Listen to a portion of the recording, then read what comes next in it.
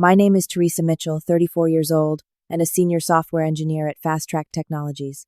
After 5 years climbing the ranks, I thought my future was secure, especially with those stock options that convinced me to join this startup in the first place. Everything changed when Bradley Wilson became our new VP of engineering. The company culture shifted overnight, but nobody expected what would happen at that all-hands meeting. If you are watching this video, drop a comment letting me know where you are viewing from, and hit subscribe to hear more stories about standing up against workplace injustice. I still remember the day I received the offer from Fast Track Technologies. After graduating with my computer science degree from UC Berkeley, I had spent 3 years at a large tech corporation where I felt like just another cog in the machine. The work was stable but uninspiring. When a recruiter reached out about Fast Track, a promising AI startup revolutionizing natural language processing, I was immediately intrigued. The interview process was rigorous but refreshing. Instead of theoretical questions, they asked me to solve real problems they were facing. I met with Alexandra Reyes, the CEO and founder whose passion for creating technology that would make human communication seamless across any platform was infectious. Marcus Chen, the CTO, gave me a technical challenge that made me think in ways my current job never demanded. "We need people who can think beyond the established patterns," Marcus told me. "Your approach to the parsing algorithm problem shows exactly the kind of creativity we value." What ultimately convinced me to take the leap was the equity package. Fast Track offered me 20,000 stock options vesting over 4 years with a 1-year cliff. Alexandra explained that while my base salary would be slightly lower than what I was making, the potential upside was enormous. "We just closed our Series A at a $50 million valuation," she said.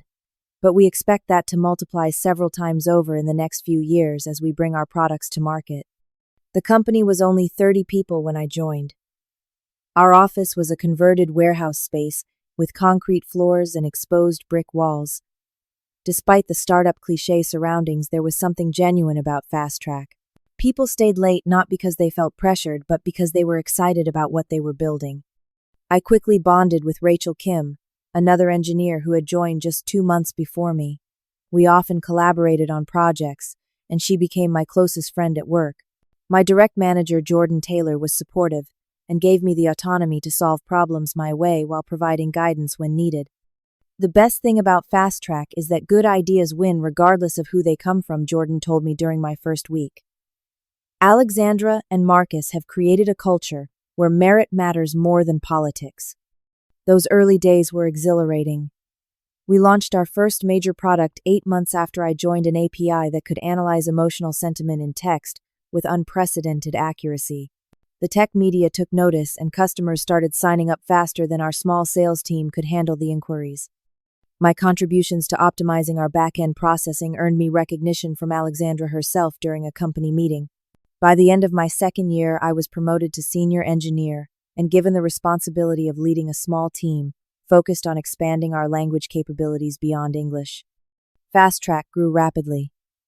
Within 3 years, we had expanded to nearly 200 employees, moved into proper offices in downtown San Francisco, and closed a Series B round that valued the company at $300 million. My original stock options were looking more valuable by the day. The growth brought inevitable changes. Alexandra could no longer know every employee personally. New managers were hired to handle the expanding teams. We implemented more formal processes for development and deployment. Most of these changes made sense, even if they made Fast Track feel less like a family and more like a proper company. Still, the core values remained. Transparency was central to our culture. Alexandra held monthly all-hands meetings where she shared the company financials, challenges we were facing, and honest assessments of our progress against goals.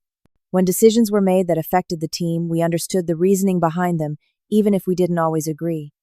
The company continued to emphasize the importance of our equity. "You are all owners of this company," Alexandra would remind us. "Your stock options are not just compensation. They represent your piece of what we are building together." By my 4th year, Fast Track had become a significant player in the AI space. Our products were used by Fortune 500 companies, and we had begun expanding internationally. I was now leading a team of 8 engineers, and my own options were 75% vested. The rumored valuation after our next funding round would put my paper wealth at over $1 million.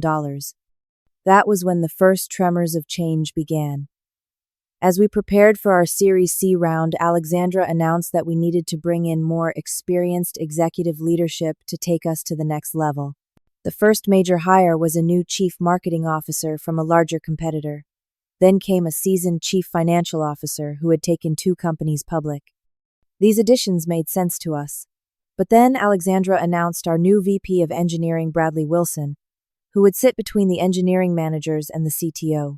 Marcus seemed uncomfortable with the announcement but publicly supported the decision. Bradley brings valuable experience scaling engineering organizations that will help us prepare for our next phase of growth, he said, though his usual enthusiasm seemed muted. None of us realized then just how much that single hire would change everything. Bradley Wilson arrived with an impressive resume. He had served as VP of Engineering at 2 well-known tech companies and had a reputation for optimizing engineering organizations for scale. His LinkedIn profile featured recommendations from industry heavyweights, and at first glance he seemed like exactly what Fast Track needed as we grew. His first day, Bradley called an all-hands meeting for the engineering department. Dressed in a perfectly tailored suit that made our casual startup attire look shabby. By comparison, he spoke confidently about his vision. Fast Track has done amazing things with a scrappy engineering culture, he said, smiling broadly. My job is to preserve what makes this place special, while adding the structure we need to scale to a billion-dollar company and beyond. I remember being impressed despite my initial reservations. Bradley had a charisma that made you want to believe in him. He made eye contact with everyone in the room and seemed to genuinely value our input during the Q&A session. When I asked about how he planned to maintain our culture of innovation while adding process, his answer was thoughtful and reassuring. But my positive impression began to fade during our first one-on-one meeting the following week. When I walked into his glass-walled office, Bradley was typing on his phone and didn't look up for nearly 30 seconds. Teresa, right, he said, finally putting his phone down. You lead the language expansion team. I nodded and sat down, surprised he hadn't done more homework on who his senior engineers were. Tell me about your background before Fast Track, he said. I gave him a brief overview of my education and experience. He nodded occasionally but seemed distracted. Good, he interrupted before I had finished. Now I have some ideas for restructuring the engineering organization that I want to run by you. Bradley proceeded to outline a complete reorganization that would split up existing teams and create new layers of management. My team would be disbanded with half the engineers moving to a new language core group and the others to a user experience team. I would become a technical lead without direct reports focused on cross-team architectural guidance. But we have several major language expansion projects midway through development, I pointed out. Splitting the team now would create significant delays and knowledge silos. Bradley's smile remained fixed, but something hardened in his eyes. I appreciate your concern, Teresa, but I've implemented this exact structure at companies much larger than Fast Track. Trust me, this is the right move for scale. Over the next few weeks, Bradley rolled out his reorganization despite concerns from multiple engineering leaders. Rachel was moved to a different floor, and my close working relationship with Jordan was severed as we were placed in different reporting chains. The new structure introduced 3 additional layers between individual engineers and the CTO. Bradley also implemented a new performance review system that replaced our straightforward feedback process with a complex rubric of competency matrices and calibration sessions conducted behind closed doors. This will ensure fair and consistent evaluation across the organization, Bradley explained in an engineering all-hands. But when pressed for details about how exactly the calibration process worked, he was vague, saying only that it followed industry best practices. My first encounter with this new system came 3 months after Bradley's arrival. My mid-year review, which Jordan would have delivered under the old structure, was instead conducted by Natalie Parker, a new director of engineering, who had worked with Bradley at his previous company and knew almost nothing about my FICARE contributions. According to the calibration committee, your performance meets expectations but does not exceed them. Natalie read from her laptop, not making eye contact. Based on what metrics, I asked. My team delivered the Japanese language module 2 weeks ahead of schedule, and the accuracy metrics exceed our targets by 15%. Natalie looked uncomfortable. The specific deliberations of the calibration committee are confidential, but I assure you the process was thorough. I left the meeting frustrated and confused. Later that day, I ran into Rachel in the kitchen. How was your review? I asked. Apparently, I'm barely meeting expectations, she said, her voice a mix of anger and hurt, which is strange considering I just closed the Toyota implementation that the sales team has been celebrating all month. Over lunch, Rachel shared something concerning. A friend who worked with Bradley at TechSphere warned me about him. Apparently, he has a pattern of coming into companies before funding rounds or potential acquisitions and restructuring things to benefit a small circle of executives. Several early employees at TechSphere mysteriously had their options contested right before a major acquisition. That sounds paranoid, I said, though a knot of unease formed in my stomach. Maybe Rachel conceded. But have you noticed how all the new directors he hired got significant equity packages, while the internal promotions got title changes with minimal compensation adjustments? I had noticed, but had assumed it was just the reality of hiring external talent in a competitive market.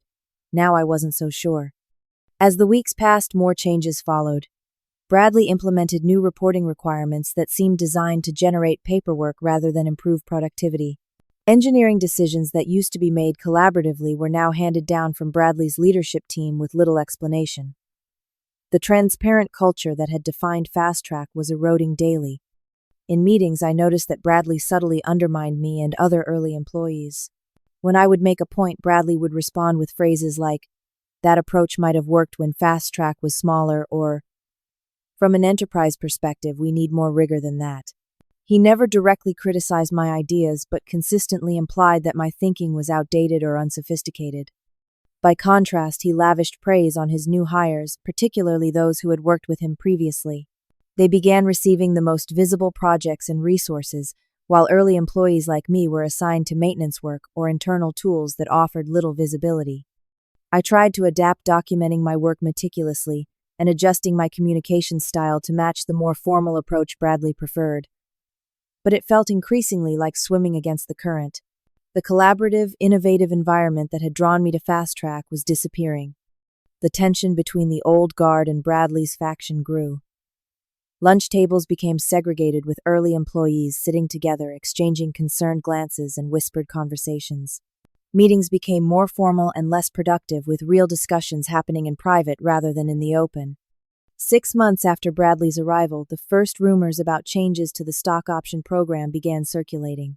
An engineer from the infrastructure team overheard Bradley and the new CFO discussing equity reallocation strategies in the hallway. Another mentioned that the legal team had been asked to review all existing option agreements for compliance issues. I tried to dismiss these rumors as typical startup anxiety, but combined with everything else that had changed, they planted a seed of worry that would soon grow into something much darker. The announcement of Fast Track Series C funding came with great fanfare. Alexandra gathered everyone for a special all-hands meeting where she revealed that we had secured $150 million at a $1.2 billion valuation, officially making us a unicorn startup. The company had grown from its humble beginnings to a major player in just 5 years. "This is a milestone that belongs to all of you," Alexandra said, beaming. "Especially those who have been with us through the early challenges. Your equity is now worth multiples of what it was when you joined, and this is just the beginning." I should have felt elated. On paper, my vested options were now worth over $2 million. But something about the atmosphere felt off. Bradley stood just behind Alexandra, whispering occasionally in her ear. The smile never left his face, but his eyes remained cold as they surveyed the room. After the announcement, Bradley's calendar filled with closed-door meetings with executives and the board. Normally, leadership meeting agendas were shared with senior staff for transparency, but suddenly they were marked confidential and held in rooms with the glass frosted. 3 weeks after the funding announcement, I was working late trying to resolve a production issue. Most of the office had emptied, but lights still shone from the executive conference room. As I walked past on my way to get coffee, I heard Bradley's voice through the partially open door. "The equity distribution is completely out of whack," he was saying. "Some individual contributors have option packages worth millions, while directors we desperately need to hire can only get a fraction of that." Another voice, which I recognized as our new CFO Thomas Wright, responded, "What are you suggesting? Those options are already granted." "There are ways to address this," Bradley said. "We can find cause to freeze options for problematic employees. The agreements give us latitude if we document performance issues properly." I froze, coffee forgotten. Was I hearing what I thought I was hearing? That sounds legally questionable, Thomas replied, though he sounded more concerned about practicality than ethics. Not if we do it right, Bradley insisted. We just need to build the documentation. We already control the performance review process. I walked away quietly, my heart racing. Was this just theoretical discussion or an actual plan? I desperately wanted to believe I had misinterpreted what I heard. The next day, I received a message from Samantha Rodriguez in HR, asking to schedule a meeting to discuss some updates to company policies. Samantha had been with Fast Track almost since the beginning and had always been friendly and forthright. When we met, she seemed uncomfortable, glancing at the door repeatedly, as if worried about being overheard.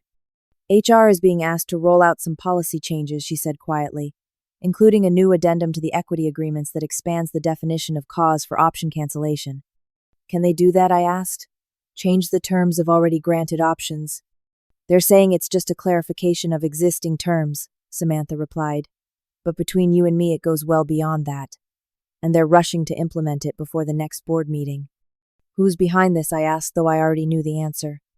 Officially, it's coming from the executive team collectively, but the push is coming from Bradley. He's been meeting with HR daily, reviewing personnel files of early employees, asking very specific questions about documentation of any performance issues. My conversation with Samantha left me deeply unsettled. That evening, I decided to look more closely at our internal systems. As a senior engineer, I had access to many company documents, though certainly not everything. What I found disturbed me further. The performance review records for several early employees had been modified recently, with new areas of concern retroactively added. My own previously positive reviews now contained notes about resistance to new processes and difficulty adapting to scale that hadn't been there when I originally received them. I reached out to Rachel and a few other trusted colleagues. We met for drinks after work at a bar far from the office, away from potentially prying ears. Each had noticed similar concerning patterns. 2 had been suddenly placed on performance improvement plans despite previously positive feedback. Another had been removed from a high-visibility project without explanation. They're building paper trails to justify option cancellations, said Daniel Foster, an early infrastructure engineer. The question is, why now? Why not wait until after the next liquidity event, when the options would be worth even more? Because they need the options now, I realized aloud. They're trying to build a new executive team and need equity to attract them. But the option pool is already allocated. Instead of diluting everyone by creating new options, they're trying to claw back options from early employees. Over the next few weeks, our informal group continued gathering evidence. We discovered that several early employees who had recently left the company had been pressured to forfeit unvested options through questionable interpretations of their agreements. We found a new equity distribution plan that hadn't been shared with the company, showing significant option grants reserved for yet-to-be-hired executives. Most concerning, we discovered that the board had approved an expansion of the option pool, but instead of announcing this and taking the dilution across all shareholders, Bradley and Thomas appeared to be trying to offset it by canceling existing grants. I tried repeatedly to schedule time with Alexandra, hoping she might not be aware of what was happening. But my meeting requests were repeatedly declined by her new executive assistant, who explained that Alexandra's calendar is managed by Bradley for the next quarter to allow her to focus on strategic partnerships. My anxiety grew with each passing day. I had devoted 5 years of my life to Fast Track, accepting below-market salary in exchange for the equity that now seemed in jeopardy. I began having trouble sleeping, waking in the middle of the night with my mind racing through worst-case scenarios. Then came the most damning evidence. While working late one night, I discovered a document in our legal team's shared drive that shouldn't have been accessible to me, a draft of a new policy titled Equity Reclamation Strategy. The document explicitly laid out a plan to recover up to 30% of outstanding options through performance-based cause termination of option agreements, with a specific focus on employees from pre-Series B who had outsized equity relative to current market value. My name appeared on a list of targets, along with Rachel Daniel and most of the early engineering team. I needed to find allies with more influence. Ethan Morris, in the legal department, had always been ethical and straightforward. I approached him cautiously, unsure who I could trust.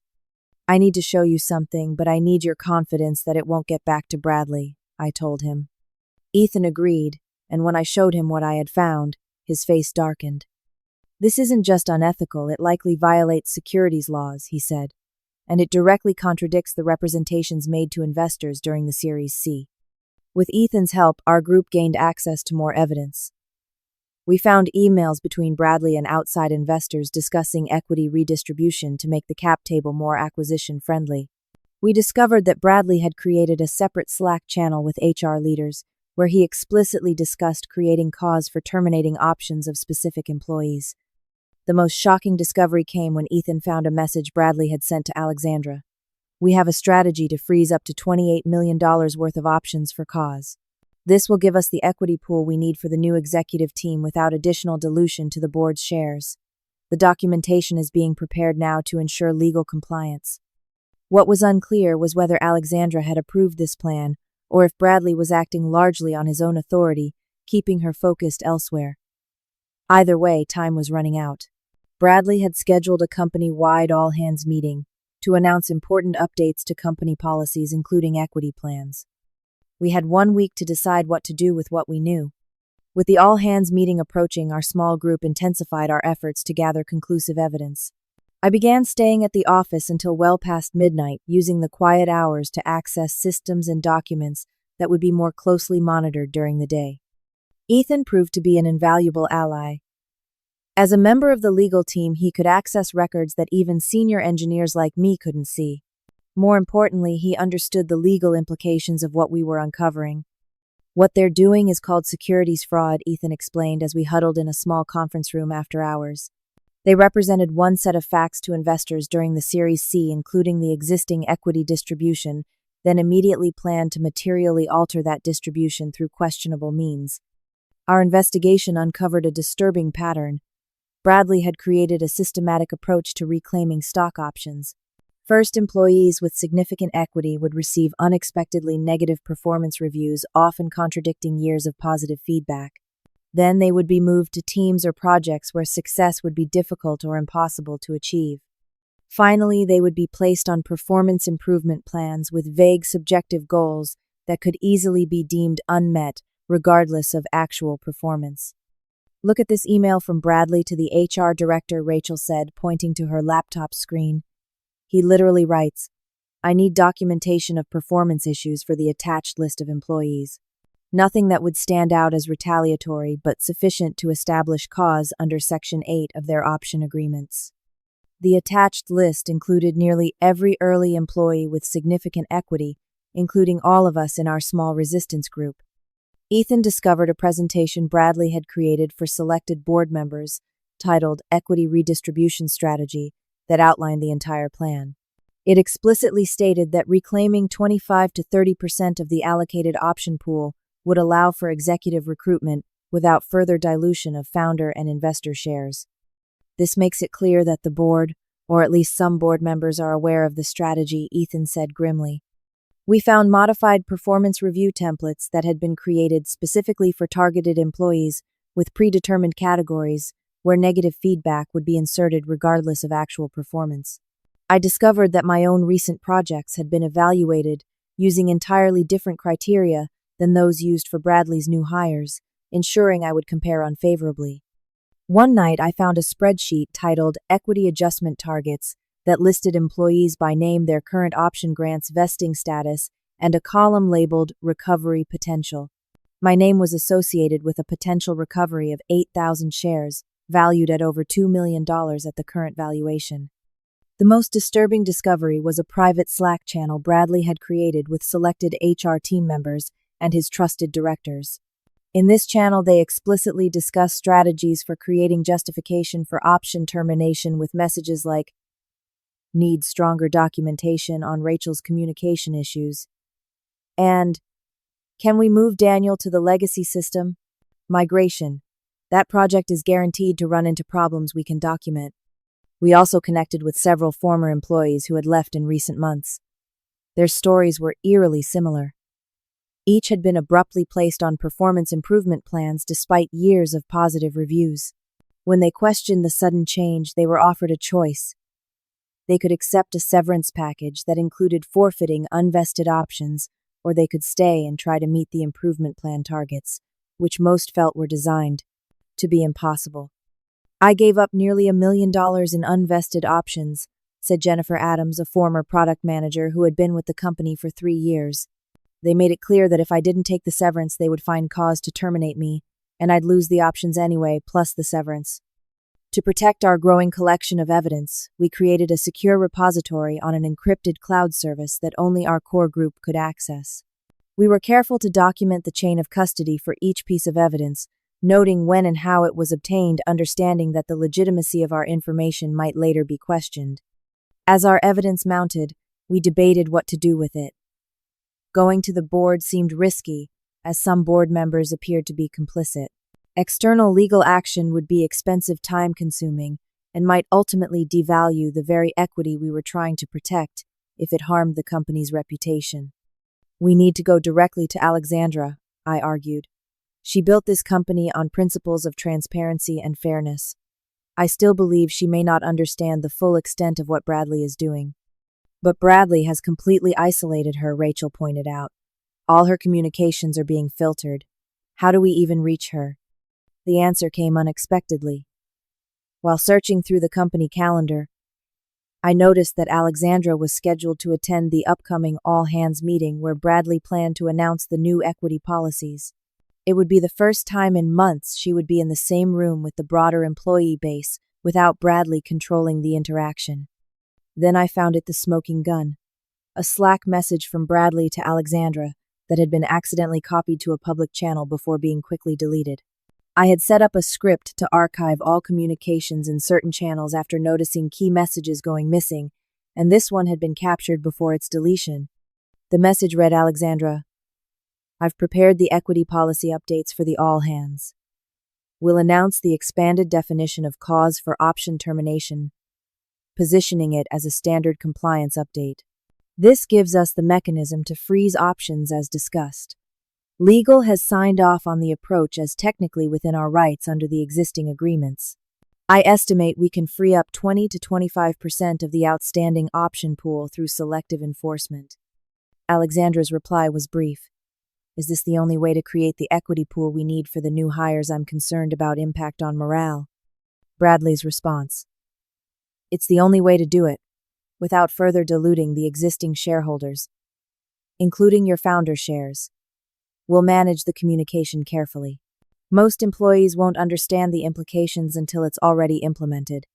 This exchange confirmed our worst fears but also gave us hope. Alexandra's question suggested she might not be fully comfortable with the approach.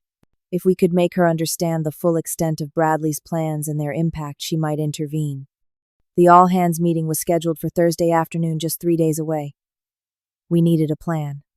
Direct confrontation is risky, Ethan cautioned. Bradley could have security remove you before you even make your case. What if we don't need to say anything at all? I said slowly, an idea forming. What if we just show everyone exactly what Bradley has been saying in his own words? We developed a strategy. The all-hands meetings were always held in the large central atrium of our office, with presentations displayed on a massive screen. As a senior engineer, I had access to the presentation system. If I could connect my laptop during the Q&A session, I could display Bradley's own messages for everyone to see, including Alexandra. It was risky. Best case, we would expose the scheme and force the company to address it transparently. Worst case, we would all be fired for accessing confidential information, and I might face legal consequences for displaying internal communications publicly. I should do this alone, I told the group. There's no reason for all of us to risk our jobs. We're already at risk, Rachel said firmly. Our options are already targeted. We do this together.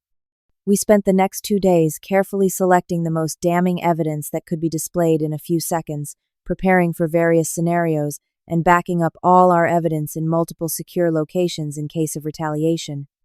The night before the all-hands, I barely slept. Everything I had worked for over the past 5 years hung in the balance. But beyond my personal stake, it felt like a matter of principle.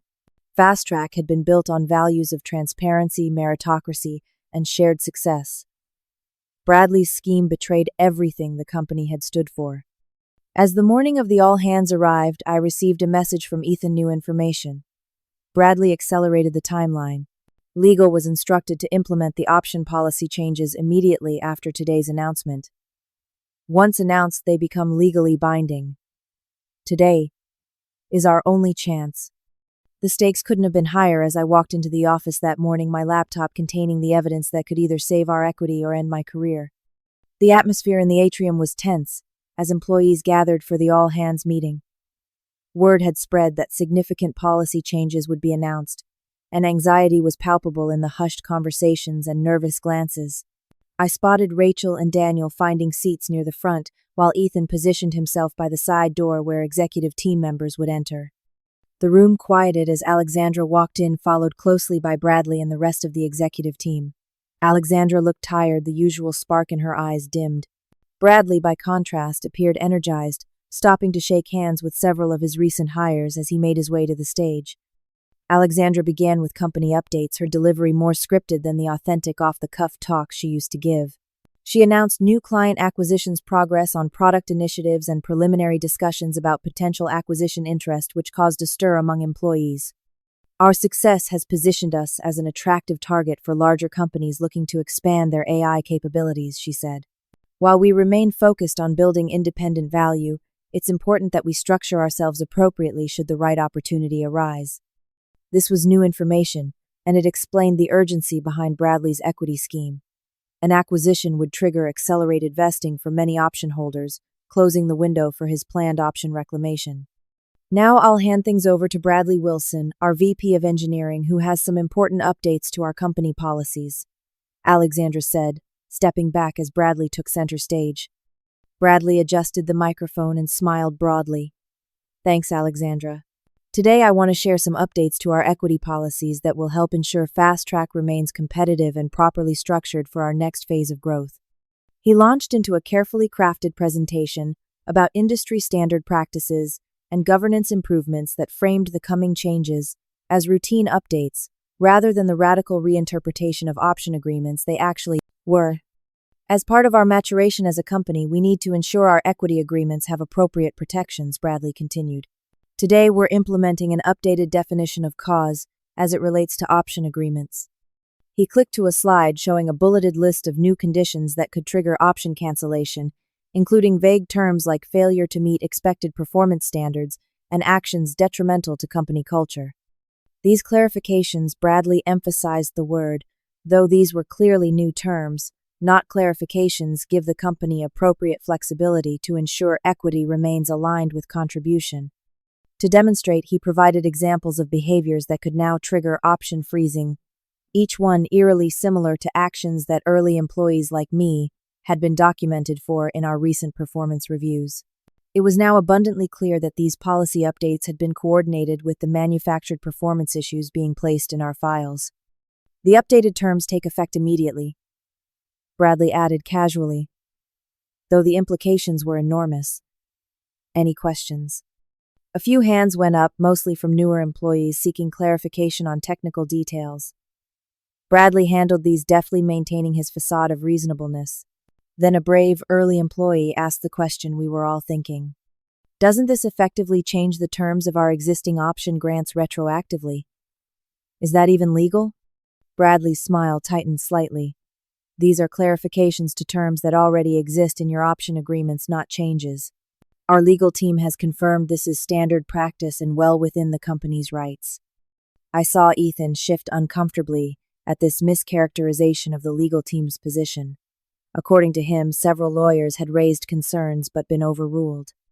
More questions followed, with Bradley growing increasingly dismissive. When Rachel asked about the timing coinciding with acquisition discussions, he brushed it off as entirely coincidental and moved to end the Q&A session. My heart raced as I raised my hand. This was the moment we had planned for. To my surprise, Bradley called on me, perhaps hoping to demonstrate his willingness to engage with senior employees. Teresa, you have a question. I stood, trying to keep my voice steady. Yes. You mentioned that legal has confirmed these changes are appropriate, but my question is more fundamental. Should a company that was built on principles of transparency and shared success be looking for ways to reclaim equity from the employees who helped build its value? Bradley's expression hardened, though his smile remained fixed. That's not what's happening here, Teresa. These are standard governance updates to protect the company and all shareholders. May I approach the podium? I have some information relevant to this discussion that I think everyone should see. Bradley hesitated, clearly uncomfortable but aware that refusing would appear suspicious.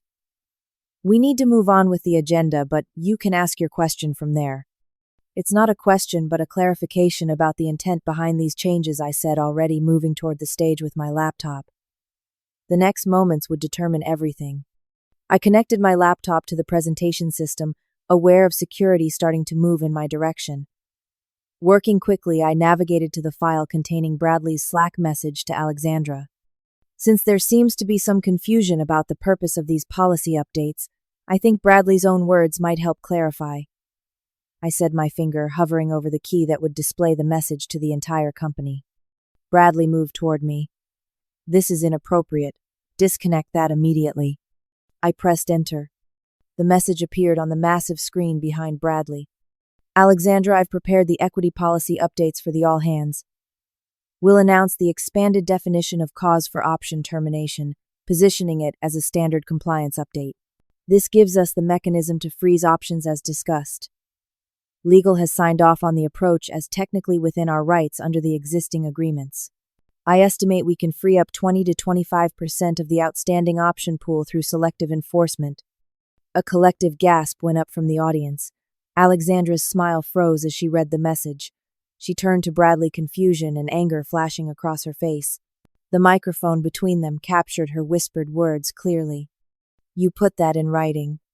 Bradley lunged for my laptop, but I quickly switched to the next damning piece of evidence, the spreadsheet showing the targeted employees and the equity Bradley planned to recover. The room erupted in murmurs as people found their own names on the target list. Security, Bradley shouted. Remove her now. But before security could reach me, Alexandra held up her hand, stopping them. She stepped forward, taking the microphone. This meeting is adjourned, she said, her voice tight with controlled anger. Bradley, Teresa, executive team, my office now. Everyone else, please, return to your work.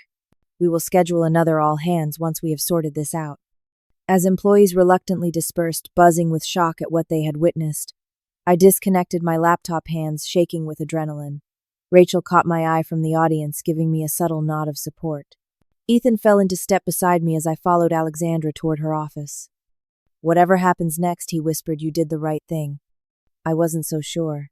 I had just risked everything, and the real battle was just beginning. I was escorted to a small conference room adjacent to Alexandra's office and told to wait. Through the glass wall, I could see the executive team gathering in her office, gestures growing animated as a heated discussion unfolded. Bradley's face had turned a deep red as he pointed repeatedly in my direction. My phone buzzed with messages of support from colleagues who had witnessed the confrontation. Whatever happens, we have your back, Rachel texted. We saved copies of everything. Bradley just ordered IT to revoke your system access, Daniel warned. But we already backed up all the evidence on external drives. Samantha from HR poked her head into the conference room. Just so you know, you have allies, she whispered. What Bradley's been doing is wrong. I've been documenting it for weeks. After what felt like hours but was probably only 45 minutes, the door opened and Alexandra entered alone, her face unreadable. She sat across from me, studying me silently for a moment. That was quite a display, Teresa, she finally said. Accessing confidential communications, presenting them without context to the entire company. Do you understand the potential damage you've done? I understand the damage Bradley's scheme would have done. I replied, my voice steadier than I expected.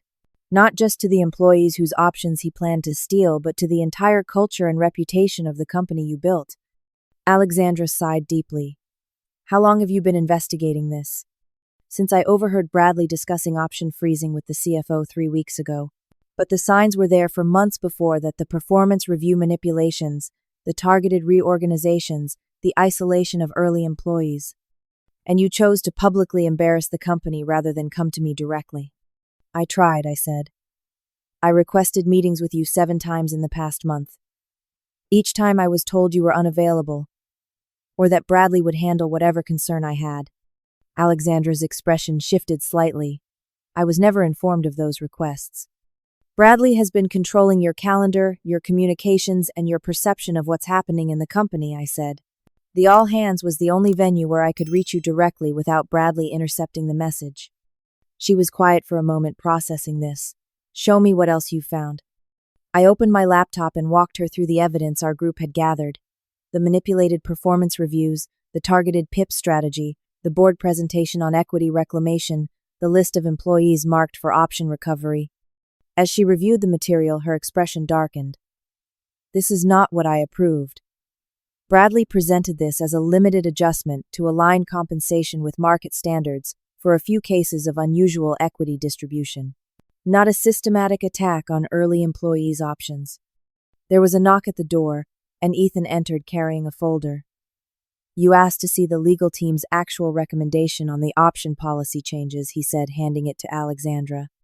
She scanned the document, her frown deepening. This explicitly recommends against the approach Bradley was implementing, citing potential securities violations and breach of contract risks. Bradley told the executive team that legal had approved the strategy, I said. He lied, Ethan confirmed. Our team raised serious concerns, but he proceeded anyway, claiming executive approval. Alexandra rubbed her temples. I've been so focused on our expansion and acquisition talks that I delegated too much internal management to Bradley.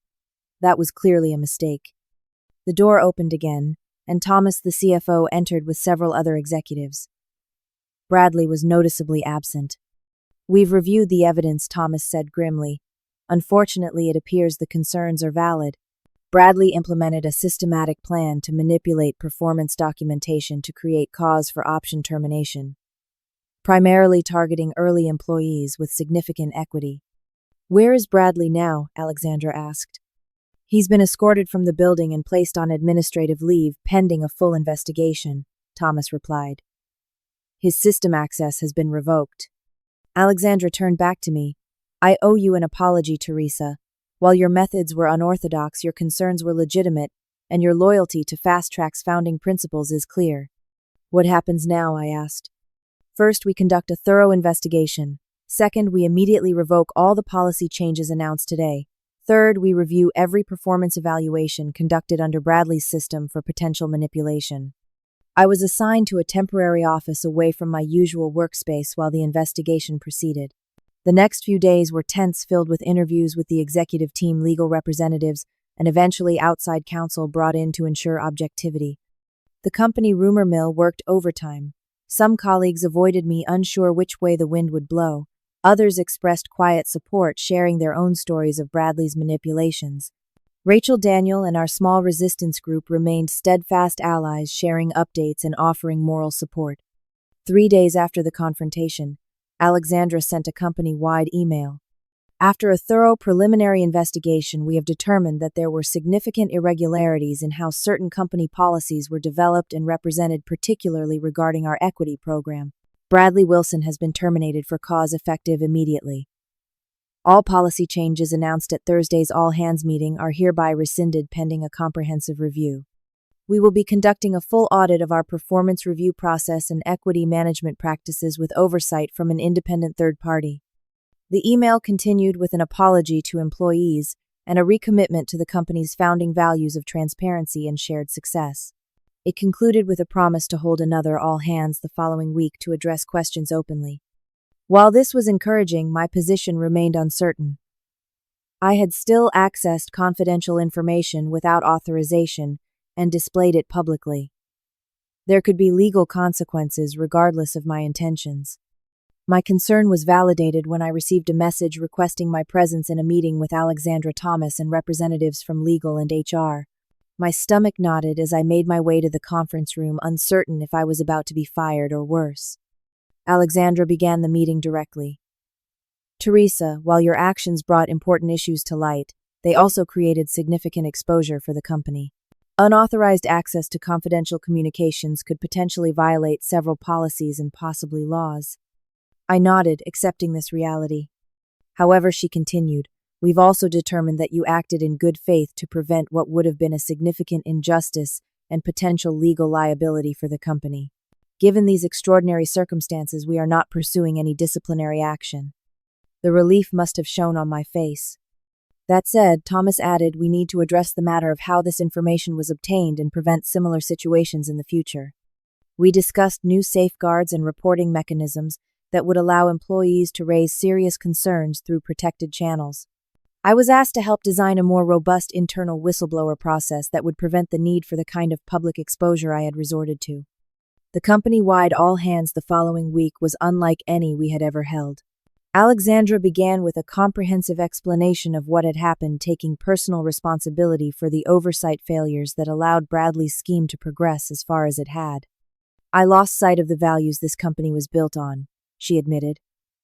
In pursuing growth and potential acquisition opportunities, I delegated too much authority without proper oversight.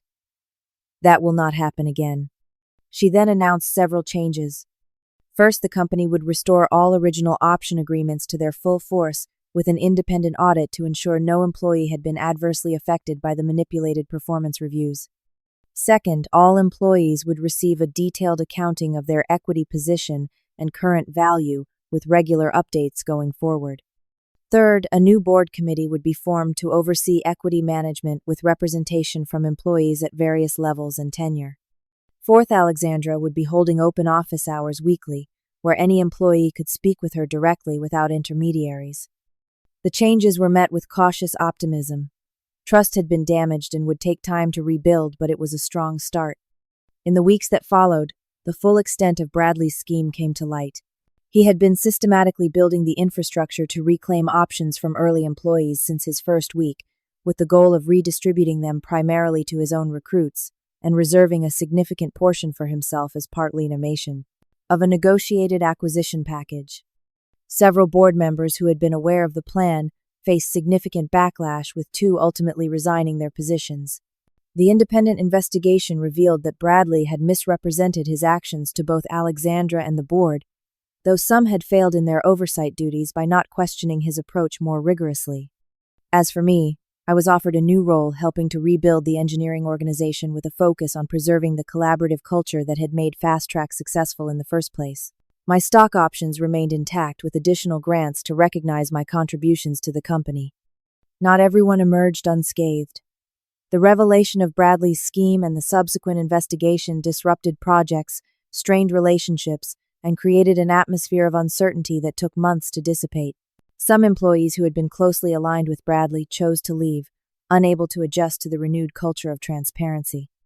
The most difficult aspect was rebuilding trust between early employees and the executive team. Alexandra worked tirelessly to repair these relationships, meeting individually with many long-term employees to hear their concerns and demonstrate her recommitment to the company's founding values. 6 months after the confrontation, Fast Track had largely stabilized. The reorganization had been rolled back, and teams were once again structured around product areas rather than Bradley's artificial hierarchies. The performance review system returned to its earlier focus on collaborative feedback rather than stack ranking and forced calibration. Most importantly, the company's culture began to heal. The tension that had pervaded the office under Bradley's regime gradually lifted. Innovation, which had stalled amid the political maneuvering, began to flourish again as engineers felt safe to take risks and propose new ideas without fear of how it might affect their performance ratings. For me personally, the experience was transformative. I had never seen myself as someone who would take such a public stand, risking my career in the process.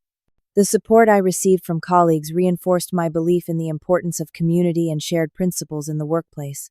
While I hoped never to face such a situation again, I knew I would make the same choice if necessary.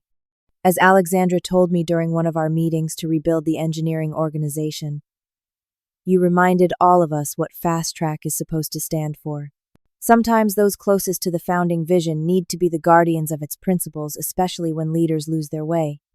1 year after the confrontation that exposed Bradley's scheme, Alexandra called a company-wide meeting. The atmosphere was notably different from that tense day when I had displayed Bradley's incriminating messages. People chatted comfortably as they gathered, the camaraderie of the early days restored. Alexandra took the stage, looking more like her old self, the passionate founder who had inspired us all to join her mission. Behind her was a simple slide showing Fast Track's original mission statement: building technology that connects people with a company that connects its success to every contributor. Today marks 1 year since we faced a fundamental challenge to our company's values, Alexandra began. It's also the day we officially close that chapter and share some important news about our future. She proceeded to detail the findings of the completed investigation into Bradley's equity scheme. The final report confirmed what we had uncovered and more. Bradley had implemented similar schemes at his previous companies targeting early employees before liquidity events. He had been secretly negotiating his own role in a potential acquisition of Fast Track with compensation tied to reducing the option pool obligations. We've completed the restoration of all impacted equity agreements, Alexandra announced. Every employee's original option grants have been fully reinstated with additional grants to compensate those who experienced especially disruptive reorganizations. She then moved to broader governance changes. The board had been restructured with new independent directors bringing expertise in ethical business practices and employee equity programs. A transparent equity management system had been implemented with regular reporting to all option holders about their vesting status and current valuation. Most importantly, Alexandra continued, we've embedded protection for equity rights into our corporate bylaws, requiring supermajority approval for any changes to option terms after granting. This ensures that no future executive can unilaterally undermine the ownership stakes you've all earned. Then came the announcement we'd all been anticipating. After careful consideration of multiple acquisition offers, the board and executive team have decided to pursue an independent path forward, culminating in an IPO targeted for next year. The room erupted in applause. An IPO would provide liquidity for our options while allowing the company to maintain its independent culture and mission. This decision wasn't just financial, Alexandra explained once the excitement quieted. It was about preserving what makes Fast Track special, the culture of shared ownership and collaborative innovation that has driven our success from day one. She then asked me to join her on stage, which came as a complete surprise. As I made my way up, colleagues patted my back and whispered thanks. Teresa Mitchell represents the best of Fast Track, Alexandra said as I reached the stage. When our values were threatened, she had the courage to stand up despite significant personal risk. Today, I'm pleased to announce Teresa's promotion to our executive team as Chief Technology Officer. The announcement stunned me. After Marcus had stepped back to focus on research, I had hoped for a larger role in technical leadership, but I hadn't anticipated joining the executive team. Alexandra continued, Teresa will lead our engineering organization with the transparency, integrity, and collaborative spirit that has always been central to our success. Her first initiative will be implementing our new ethical equity framework, ensuring technical contributions are recognized fairly in ownership stakes. After the meeting, I was overwhelmed with congratulations and support. Rachel, now leading our machine learning team, gave me a tearful hug. You earned this, she said, not just for what you did that day, but for how you helped rebuild everything after. Ethan, who had been promoted to general counsel following his role in exposing the scheme, shook my hand. You know, he said quietly, standing up for what's right isn't always rewarded like this. We got lucky to have a founder who ultimately valued the truth, even when it was uncomfortable. That observation stayed with me. We had indeed been fortunate that Alexandra was willing to acknowledge the failure of oversight and recommit to the company's founding principles. In many companies, whistleblowers face retaliation rather than recognition, regardless of their intentions or the validity of their concerns. The following months brought both challenges and rewards as I stepped into my new role. Leading an engineering organization of now over 300 people required different skills than being an individual contributor or even a team lead. I focused on rebuilding the systems of transparency and collaborative decision-making that had been dismantled under Bradley, while adding the structure needed for our growing scale. As we prepared for the IPO, I worked closely with Alexandra and the board to ensure our equity structure would transition properly to public ownership, with protections for employee shareholders built into our public company governance. We implemented restricted stock units to complement traditional options, giving employees more flexibility in how they realized the value of their ownership. The day Fast Track went public was surreal. We gathered in the office to watch the opening bell, cheering as our ticker symbol appeared on the exchange for the first time. The stock opened above the offering price and climbed throughout the day, validating the work we had all put into building the company. For me personally, the IPO meant my options, which had been at risk of being stripped away, were now worth over $5 million. More importantly, the same was true for Rachel Daniel and dozens of other early employees who had contributed to Fast Track's success from the beginning. The equity we had earned through years of below-market salaries and long hours had become real tangible value. In the months that followed, I often reflected on the lessons from our experience. The most important was the power of documentation and evidence. Had we merely raised concerns without the irrefutable evidence of Bradley's own words, the outcome might have been very different. In workplace disputes, particularly those involving equity and compensation, documented facts often matter more than principles or verbal assurances. I also came to appreciate the importance of building alliances. Had I acted entirely alone, I could easily have been dismissed as a disgruntled employee. The coalition we formed, spanning engineering, legal, and HR, gave our concerns credibility that couldn't be easily dismissed. Perhaps most significantly, I learned that company culture requires constant vigilance. The values that define an organization can erode quickly when growth and financial outcomes become the only metrics of success. Maintaining a culture of fairness and shared rewards demands ongoing commitment, particularly as companies scale. 2 years after the confrontation, Fast Track had grown to over 500 employees. We had developed systems to preserve our cultural values through this growth, including regular culture surveys, transparent compensation practices, and multiple channels for employees to raise concerns safely. I made a point of sharing our story with new hires, not to vilify Bradley, but to emphasize that our values weren't just wall decorations but principles worth defending even when difficult. Many tech workers go their entire careers without recognizing the value of what they build as equity promises evaporate through various forms of dilution or manipulation. Our story offered a different possibility, one where those who create value receive their fair share when that value is realized. Alexandra and I still meet weekly, a practice we started during the rebuilding phase and maintained even as our roles evolved. During one such meeting, she reflected on how differently things might have gone. If you hadn't shown that Slack message to the entire company, we might be having this conversation in a very different context, she said. The acquisition Bradley was secretly negotiating would have gone through. Early employees would have lost millions in options, and the company we built would exist in name only, its culture and mission absorbed into a larger entity with different values. I took a huge risk that day, I acknowledged, but keeping silent would have been riskier for everyone in the long run. That balance between caution and courage guides me still. In the tech industry, where equity often represents the true value of our work, vigilance is essential. The lesson I share most often with other professionals is simple: understand what you own, document everything, and never be afraid to stand up when those ownership rights are threatened. Your equity isn't just compensation, it's your stake in what you're building, and it's worth protecting. Have you ever had to stand up against unfair treatment at work? What documentation do you keep to protect yourself in your workplace? Share your experiences in the comments below, and subscribe to hear more stories about standing up for workplace justice. Remember to like and share this video if you found my story helpful for navigating your own workplace challenges. Thank you for watching, and remember that fairness in the workplace is worth fighting for even when it feels risky.